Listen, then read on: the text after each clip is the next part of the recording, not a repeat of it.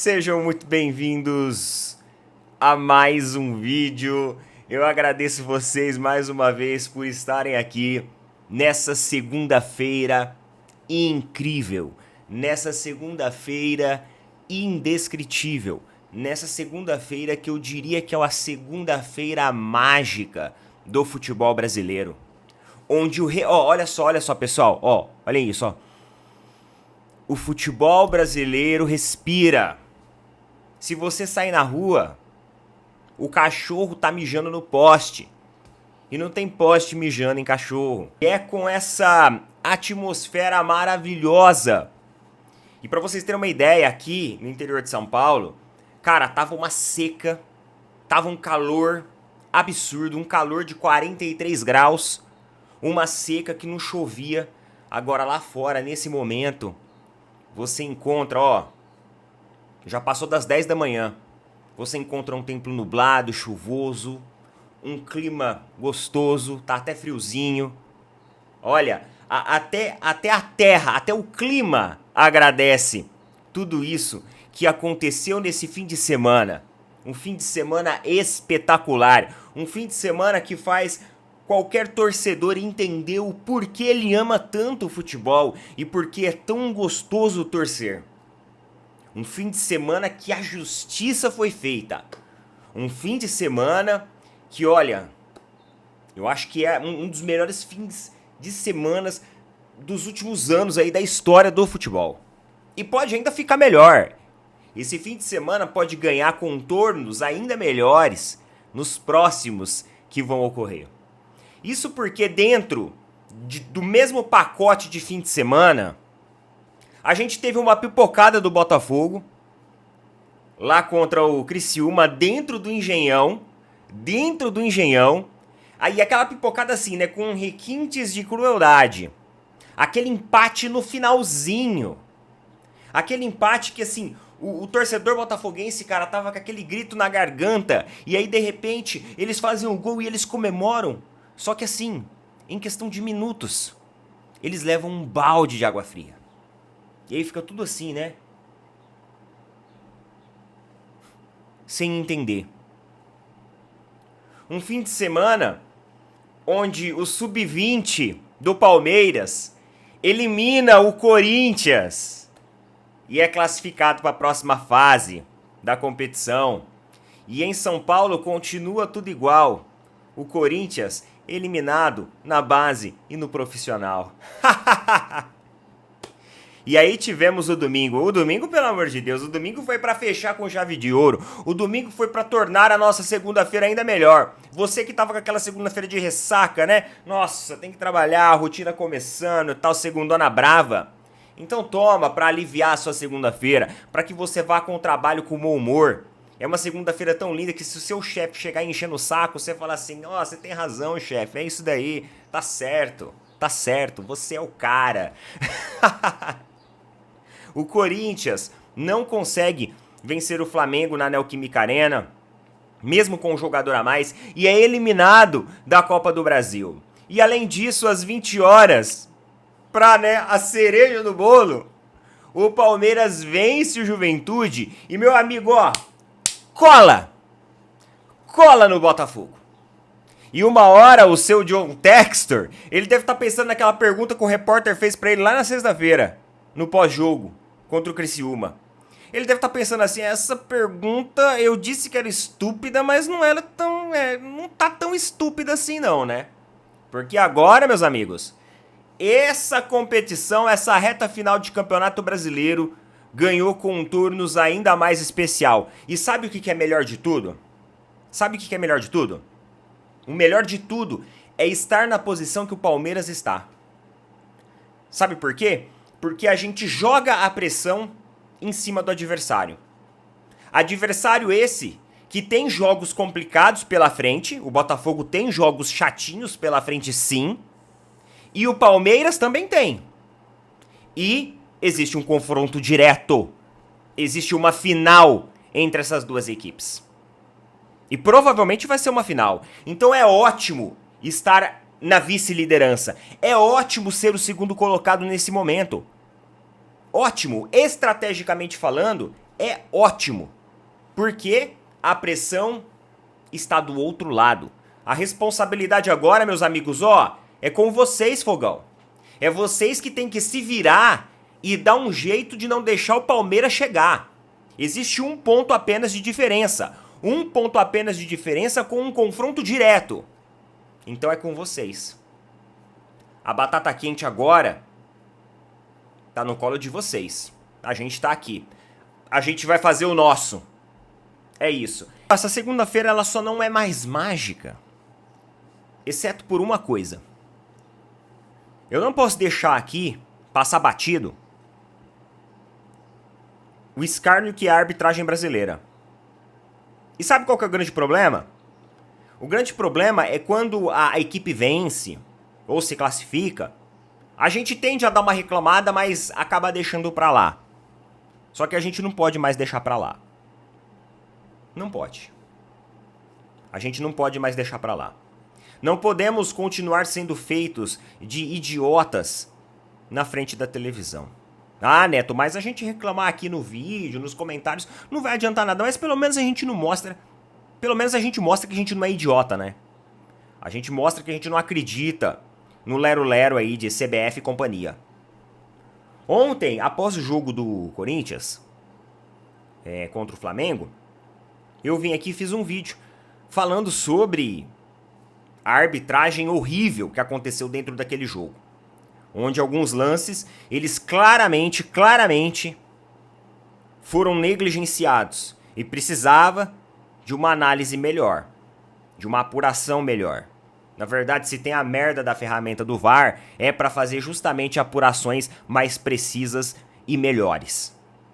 E aí, coincidência ou não, o jogo do Juventude foi ridículo também. É que o Palmeiras ganhou. Só que, meus queridos, o Palmeiras foi amplamente prejudicado ontem. Só o Estevão, ele sofreu praticamente 3 agressões em campo. Sendo uma delas dentro da área. E outra delas aconteceu 2 vezes seguida, uma seguida da outra, pelo mesmo jogador. Sendo ele o último homem com o domínio da bola. Com grandes possibilidades de gol. Não tem como passar pano para isso. Não tem como passar batido e passar direto nisso. Porque isso é uma grande injustiça, incoerências com os profissionais, com os clubes, com os próprios jogadores em campo, com o torcedor. A arbitragem brasileira vai de mal a pior e cada vez que você reclama parece que piora. São sempre os mesmos árbitros. Sempre os mesmos caras. Sempre as mesmas cagadas. E ontem o que fizeram com o Estevão, ele foi literalmente agredido. Eu não posso colocar as imagens aqui porque senão vai bater direitos autorais. Mas depois vocês pesquisam aí pra ver. Primeiro ele leva uma tesoura. Literalmente uma tesoura dentro da área. Com o domínio da bola. Depois, em um lançamento, ele é o último homem no ataque. Com o domínio da bola. O jogador vai lá e, cara, nem olha pra bola. O cara vai direto no jogador. Direto na perna do jogador. O Estevão cai, ele rola no chão, levanta de novo e continua. E aí o cara vai lá e empurra ele. Um absurdo, cara. E só leva o amarelo. Eu já vi jogador ser expulso por muito menos. Pelo amor de Deus, gente. É impossível que o diretor aí da arbitragem brasileira, né, o chefe máximo, o CNM, ele não vê isso. É impossível que o desejo dele de tampar o sol com a peneira é tão grande assim que ele não tem o bom senso de enxergar jogadas descaradas como essas. Ah, a jogada do Bruno Henrique em cima do Mateuzinho foi para expulsão? Foi? Correto. Só que a jogada do Gustavo Henrique em cima do Wesley também foi para expulsão.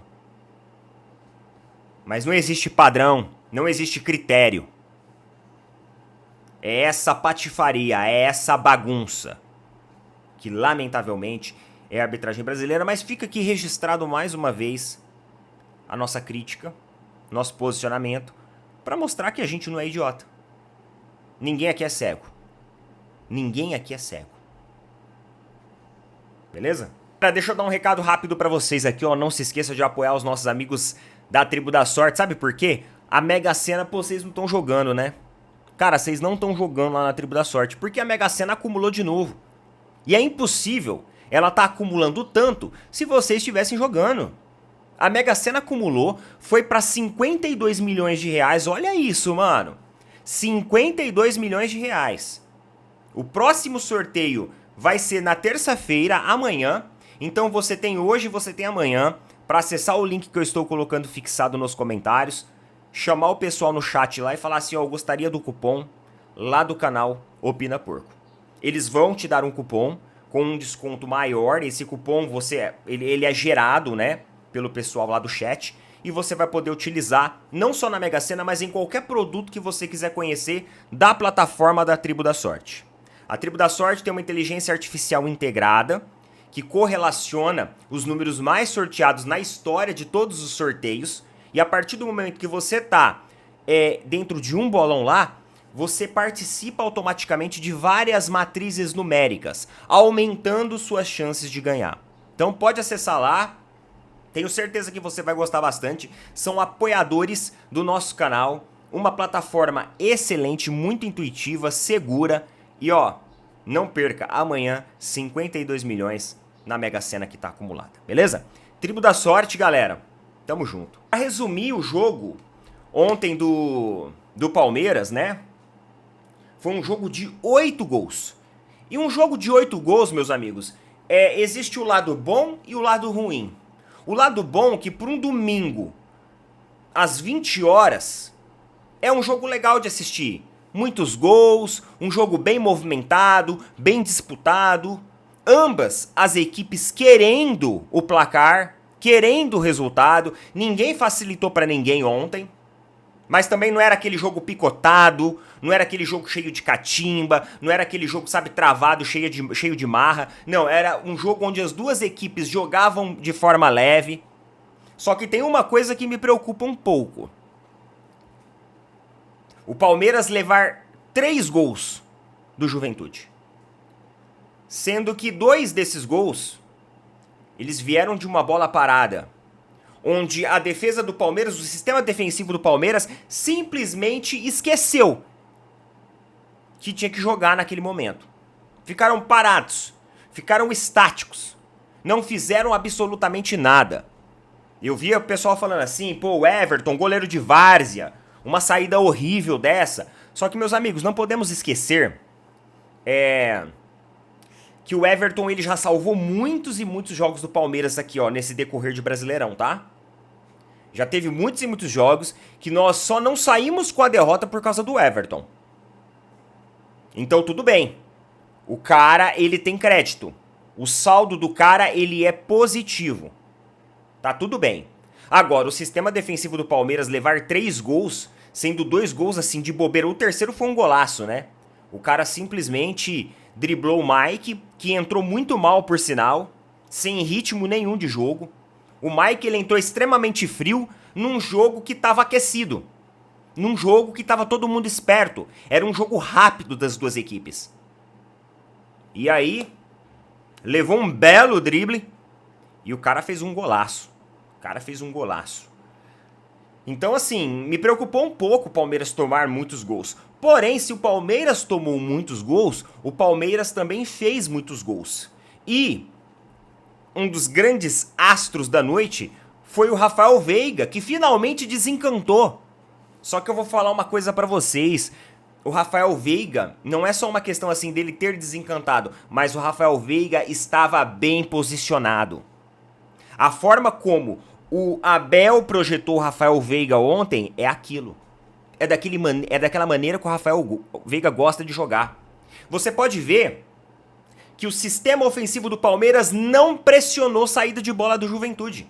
Os caras procuraram jogar livre. Ah, Neto, mas isso congestionou o sistema defensivo. Mas o sistema defensivo tinha que ter atuado melhor. Porque foram 2 gols de bola parada. E não de jogada construída. Entendeu? Foi bola parada, não foi jogada construída.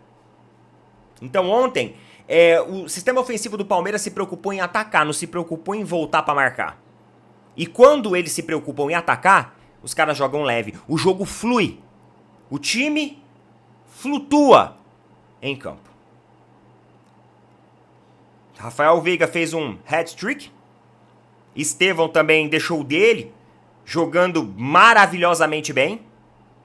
E o Richard Rios ainda completou com um gol de falta. Então, 5-3, resultado importantíssimo, resultado que leva o Palmeiras, segundo aí os matemáticos, as matemáticas, para quem gosta de número, né? Para quem gosta disso, para quem é pragmático com cálculo, o Palmeiras vai para 53% de possibilidades de títulos, contra 42% do Botafogo. Só que isso daqui é matemática, e o futebol não é uma ciência exata, mas para quem gosta, tá aí. E já logo pela manhã eu já vi os primeiros botafoguenses começarem a se expressar nos canais, né? A tentar assimilar, compreender tudo o que tá acontecendo. Porque os caras começaram o final de semana com uma capinha de gordura boa e terminaram, com uma capinha de gordura muito fininha. Lá no canal do TF, a galera começou a manhã de hoje falando sobre um vídeo, né, dando um panorama geral do Campeonato Brasileiro, tudo muito tranquilo, sem mostrar muita preocupação, só que aí nos comentários é aquilo que eu falo pra vocês. O comentário, ele é uma extensão do conteúdo. Nos comentários, cara, os torcedores do Botafogo mostrou que realmente estão preocupados.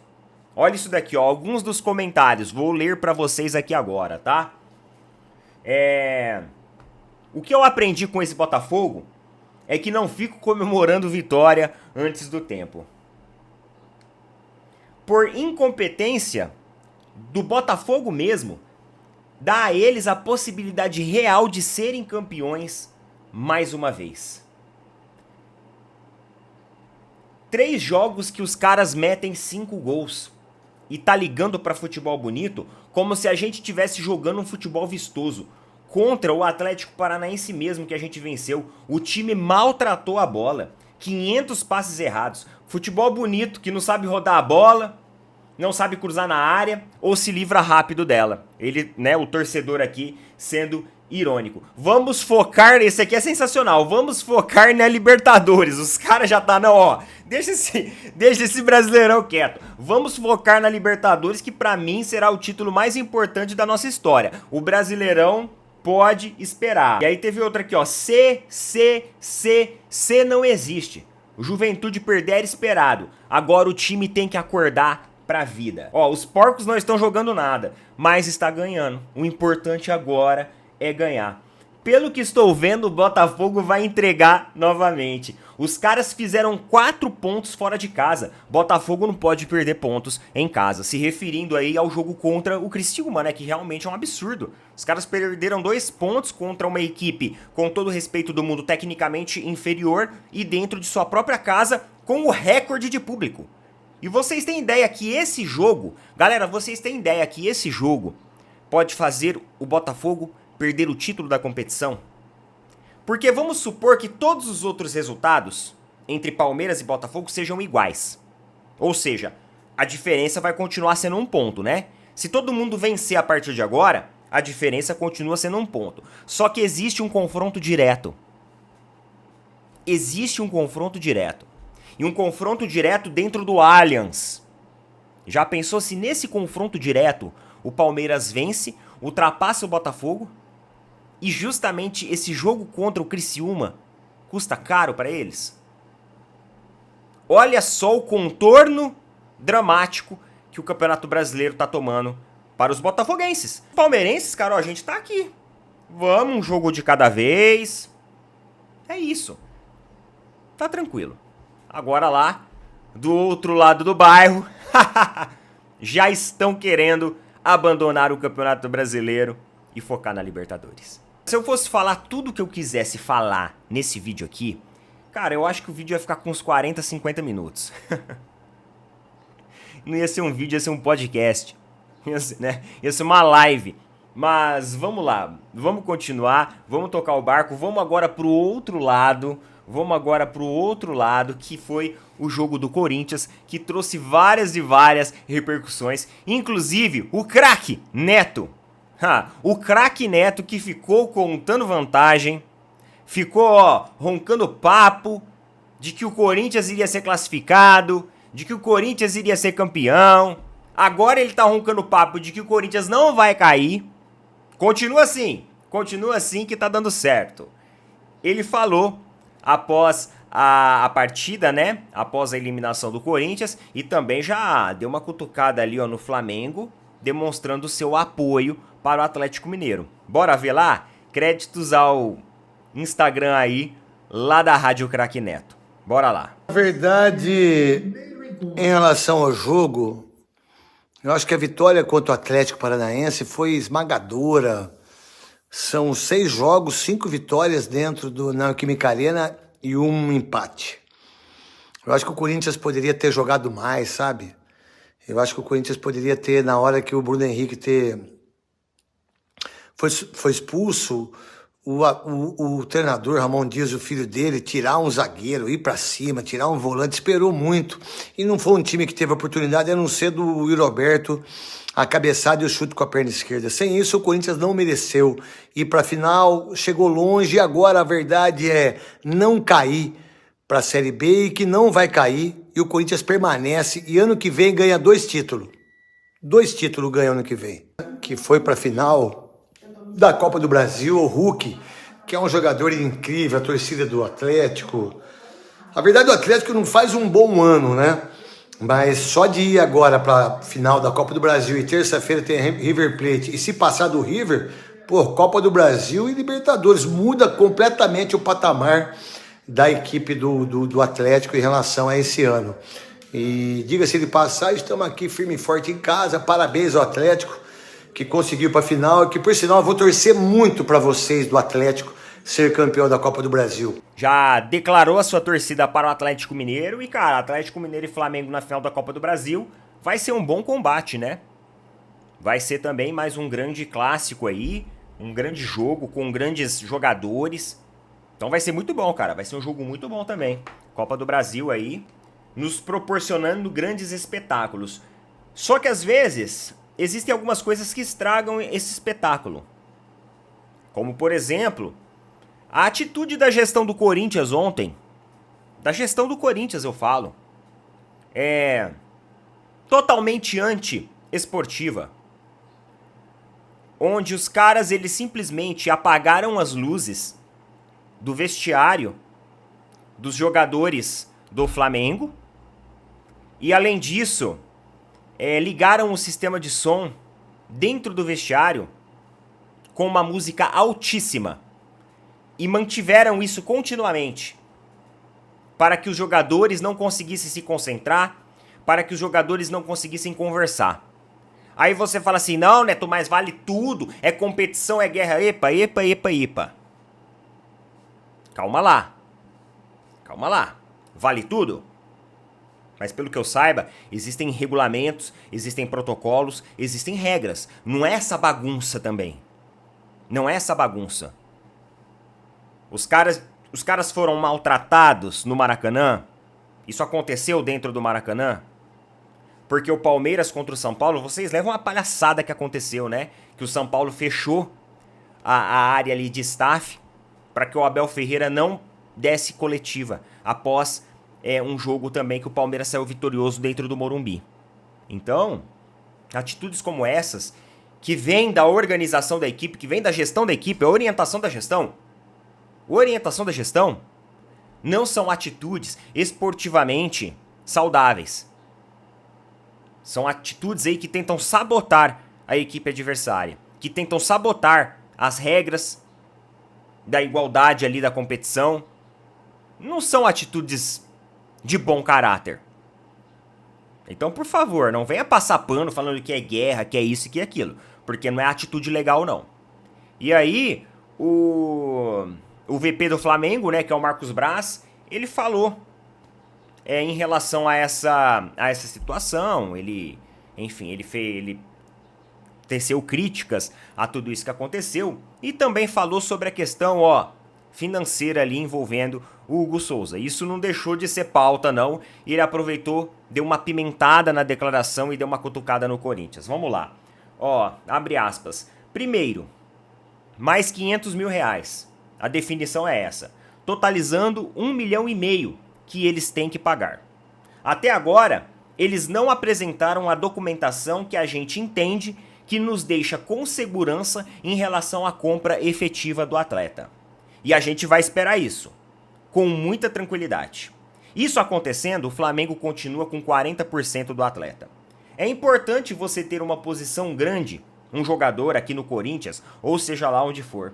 O Hugo vai valorizar aqui ao natural. Agora, a gente precisa que primeiro esse passo definitivamente seja concretizado. Enquanto isso, fica como está. Queria até colocar um amistoso para ganhar mais 500 mil.